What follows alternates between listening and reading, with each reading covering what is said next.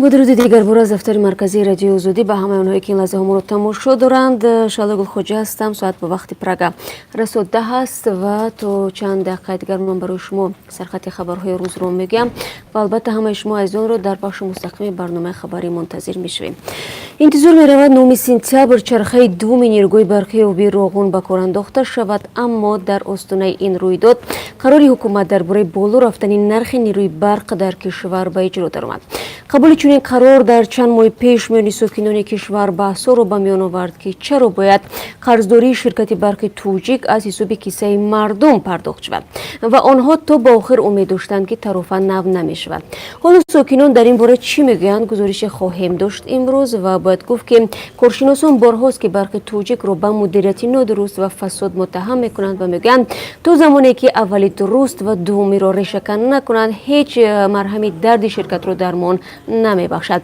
иддаое ки масъулини барқи Туҷик онро рад мекунанд. оғози таҳсил дар Тоҷикистон агарчи барои бархе аз хонаводаҳо дар мактабҳои наву барҳаво шурӯъ шуд, бархи дигарро дар минтақаҳо дубора бо мушкилу хатар рӯбарӯ кард. даҳо кӯдак дар ноҳияи Ваҳдат барои расидан ба мактаб чанд роҳи пурхатарро мегузаранд. убури дарё ва кӯпруки ларзон аз хатарҳои аслӣ дар роҳи кӯдакон ба мактаб аст. ҳамкорони мо ки аз ин минтақа баргаштанд вазъиятро дар як гузорише барои шумо нишон медиҳанд.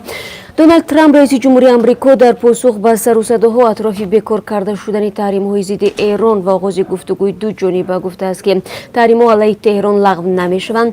мақомоти Эрон борҳо гуфтанд ки пеш аз ҳама гуна гуфтушунид бо Амрико нахуст бояд таҳримҳо аз байн бардошта шаванд. Дональд Трамп рӯзи чоршанбе зимни дидор бо Ҳасан Рӯҳонӣ раиси ҷумҳурии Эронро дар ҳамоиши маҷмӯи умумии Созмони Милал имконпазир донистааст, вале таъкид кардааст ки Иёлоти Муттаҳида таҳримҳои зидди Эронро бекор нахоҳад кард. бино ба бархе аз гузоришҳо, мақомҳои Эрон дар музокирот бо мақомҳои фаронсавӣ хостори он шуданд ки Амрико имкони фурӯши равзанаи 700 000 бушка нафтро ба Эрон бидиҳад, аммо Дональд Трамп ҳозир ба пазириши тамдиди имтиёзҳои нафтӣ барои муштариёни Эрон нашудааст.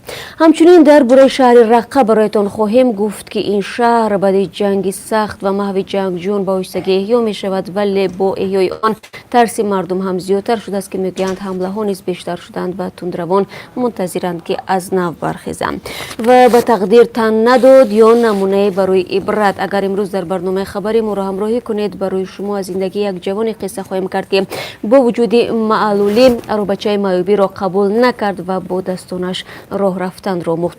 гузашта аз ин қаҳрамони гузориши ҳамкорони мо дар баъзе аз мусобиқаҳо низ иштирок кардаву мехоҳад маҳорати худро берун аз Тоҷикистон намоиш бидиҳад. интизор бошед, воқеан ҳам гузориши диданӣ ҳаст ва бо чанд мавзӯи дигар низ дорем. бинандагони азиз, дар дастем тафсилоташро фикр мекунам то барномаи хабарӣ имкон хоҳем дошт ки ба шумо бигӯем. ман ҳамаи шуморо дар бахши мустақими барномаи хабарӣ соати 1 ба вақти Прага мунтазир мешавам.